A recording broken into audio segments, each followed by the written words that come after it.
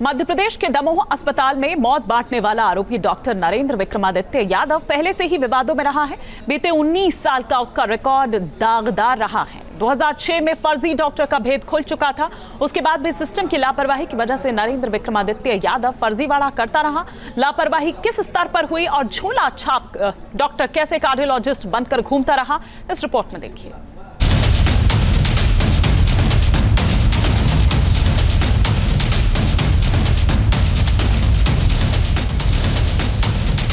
Suit boot पहनकर लोगों की आंखों में धूल झोंकने वाला फर्जी डॉक्टर नरेंद्र विक्रमादित्य यादव बाउंसर के साथ अस्पताल जाता दिख रहा है।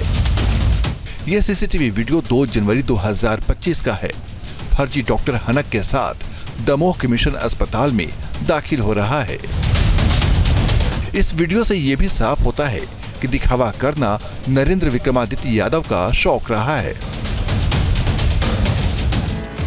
इसी तरह का टशन दिखाकर उसने कई सालों तक लोगों को और पूरे सिस्टम को गुमराह किया।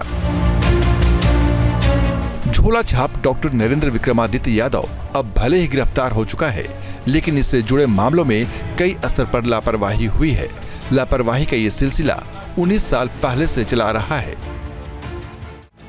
2006 में नरेंद्र विक्रमादित्य यादव बिलासपुर के अपोलो अस्पताल में तैनात था।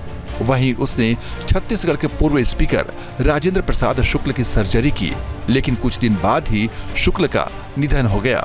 सवाल उठने पर IMA की बिलासपुर यूनिट ने नरेंद्र विक्रमादित्य यादव की डिग्री की जांच की तो वो फर्जी निकली। इसके बावजूद कोई एक्शन नहीं लिया गया। सवाल है कि छत्तीसगढ़ के स्वास्थ्य विभाग या इंडियन मेडिकल एसोसिएशन ने नरेंद्र विक्रमादित्य के खिलाफ कोई कार्रवाई क्यों नहीं की। नरेंद्र विक्रमादित्य यादव का विवादों से पुराना नाता रहा है। 2019 में तेलंगाना में धोखाधड़ी के एक मामले में उसकी गिरफ्तारी हो चुकी है, मगर वहां से छूटने के बाद उसने फिर से अपना फर्जीवाड़े का धंधा शुरू कर दिया और पूरा सिस्टम हाथ पर हाथ धरे बैठा रहा। यही वजह है कि नरेंद्र यादव बिना किसी खौफ के लोगों की जिंदगी से खिलवाड़ करता रहा। मध्य प्रदेश के दमोह मिशन हॉस्पिटल में नरेंद्र विक्रमादित्य यादव की लापरवाही से 7 लोगों की मौत हो गई। मगर सवाल है कि लापरवाही क्या सिर्फ फर्जी डॉक्टर की है? क्या अस्पताल प्रबंधन की कोई जवाबदेही नहीं बनती? अस्पताल के स्तर पर बरती गई लापरवाही को लेकर सवाल इसलिए भी उठ रहे हैं क्योंकि हार्ट सर्जरी के बाद 7 मरीजों की मौत हुई, लेकिन किसी का पोस्टमार्टम क्यों नहीं किया गया? मरीजों की मौत के बाद पुलिस को जानकारी क्यों नहीं दी गई? अस्पताल के दस्तावेजों में मौत की पुष्टि हुई, लेकिन सरकारी रिकॉर्ड में उल्लेख क्यों नहीं किया गया? हमसे तो बहुत सारी जानकारी ली गई और हमने सारी जानकारी इसलिए प्रोवाइड कराई कि हम लोग सच्चे लोग हैं। हम लोग ने कोई धोखाधड़ी नहीं की। किसी तरह से हम लोग की ये भावना नहीं थी कि हम किसी के साथ छल करें। इस तरह की भावना नहीं थी, इसलिए हम लोग सच्चाई के साथ खड़े हैं। हमारी मतलब हम अपने काम अपने दमोह और दमोह के नगर वासियों के साथ कोई छल कभी नहीं करेंगे। आज नहीं, कभी नहीं करेंगे। दमोह के मिशन हॉस्पिटल के साथ ही स्वास्थ्य विभाग की लापरवाही भी सामने आई है, क्योंकि नियमों के मुताबिक किसी भी नए डॉक्टर के दस्तावेजों की जांच मुख्य चिकित्सा और स्वास्थ्य अधिकारी को करनी चाहिए। मगर ऐसा लगता है कि नरेंद्र विक्रमादित्य के मामले में लापरवाही बरती गई, इसलिए फर्जी कार्डियोलॉजिस्ट आराम से इलाज के नाम पर मौत बांटने लगा।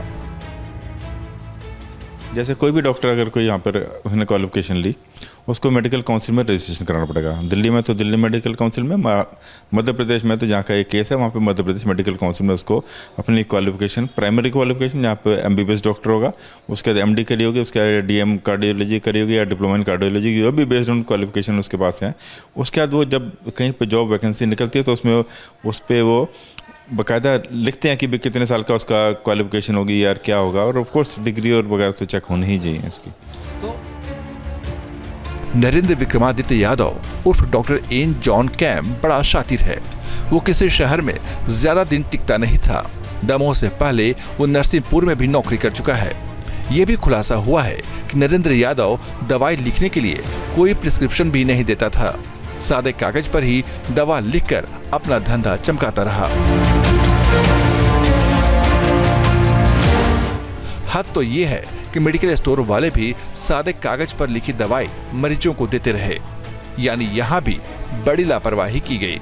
अगर पहले ही इस पर सख्ती बरती जाती तो लोगों को मौत बांटने वाले डॉक्टर पर शिकंजा कसा जा सकता था। फर्जीवाड़ा खुलने के बाद अब तमाम पहलुओं की पड़ताल की जा रही है। नरेंद्र विक्रमादित्य यादव ने कहां से पढ़ाई की ये अभी साफ नहीं है, क्योंकि आंध्र प्रदेश मेडिकल कॉलेज से जारी कथित MBBS की डिग्री फर्जी है। बताया जा रहा है कि विक्रमादित्य का MBBS रजिस्ट्रेशन नंबर एक महिला डॉक्टर का निकला है। MD और कार्डियोलॉजिस्ट की डिग्री में कोई रजिस्ट्रेशन नंबर नहीं है। बिलासपुर के बाद नरेंद्र विक्रमादित्य यादव कहां गया और किन अस्पतालों में नौकरी की, इसका रिकॉर्ड भी खंगाला जा रहा है।